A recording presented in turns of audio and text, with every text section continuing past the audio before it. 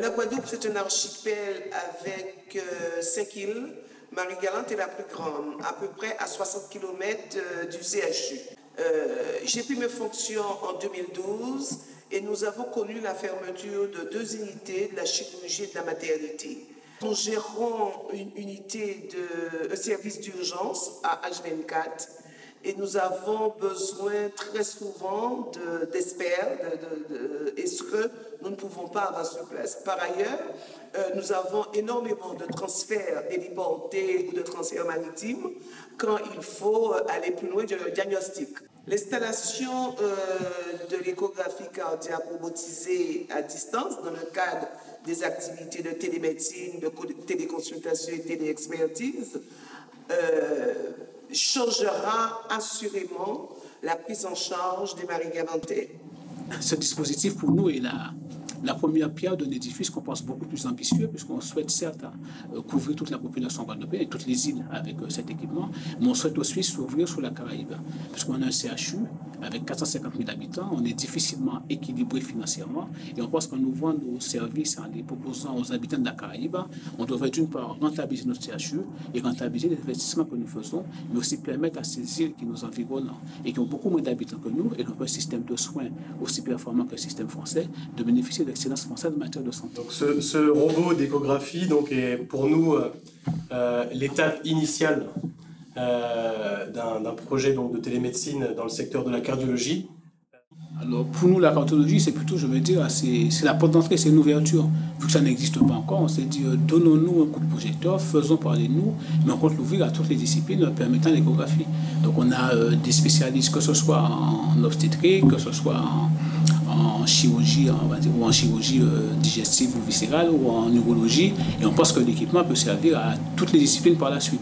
Et ça correspond aussi à notre stratégie de développement sous la Caraïbe, parce que les disciplines, des spécialités existent peu, donc on souhaite vraiment l'ouvrir à toutes les disciplines. Il devrait y avoir une évolution substantielle pour traiter bien évidemment les dépendances du territoire guadeloupéen, donc la zone de la Désirade, les îles des Saintes, mais également Saint-Barth notamment.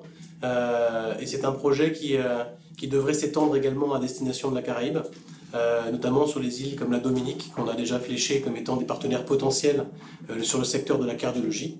Donc on pense qu'on a beaucoup à gagner à développer ce type d'équipement, et je pense que les îles de la Caraïbe ont beaucoup à gagner aussi à faire la question du robot et nous garder la partie experte de chez nous, la partie à forte valeur ajoutée.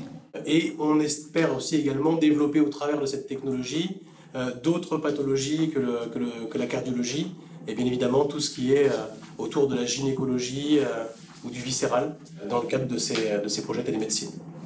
L'ARS fait cet investissement qui paraît en soi peut-être important, quoiqu'il n'est pas très élevé pour notre territoire vu les coûts des produits, mais parce qu'on a une population qui, d'une part, a la prévalence en maladies cardiovasculaires très importante.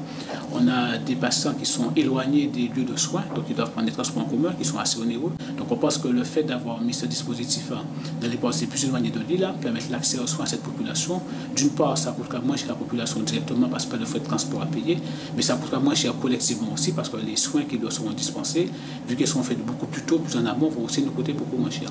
Donc le retour sur investissement pour nous, la question ne se pose pas.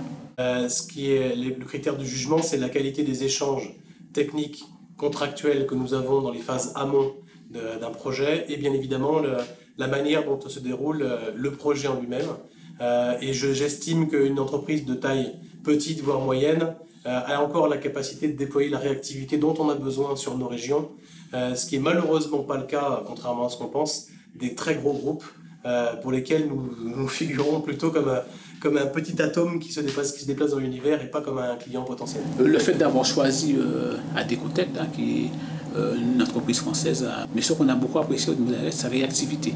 C'est la vitesse avec laquelle le projet a été mis en place. On a pris les contacts au cours de l'été dernier. Donc, l'ARS s'est décidé en septembre et au mois de décembre, début du mois de décembre, le dispositif est installé et les premiers tests ont commencé. Et les premiers patients vont être pris en charge. Donc, on pense qu'en prenant une entreprise beaucoup plus conséquente, on n'a pas cette réactivité, on n'a pas non plus cette proximité dans la relation, aussi cette proximité aussi qui permet d'adapter le produit au fur et à mesure par rapport à nos besoins et de pouvoir le déployer avec nous tout au long. Donc, ce qu'on espère, c'est qu'Adecotel grandira avec nous, qu'on va s'ouvrir sur la Caraïbe et nous permettra à nous de nous développer et eux aussi parallèlement de se développer.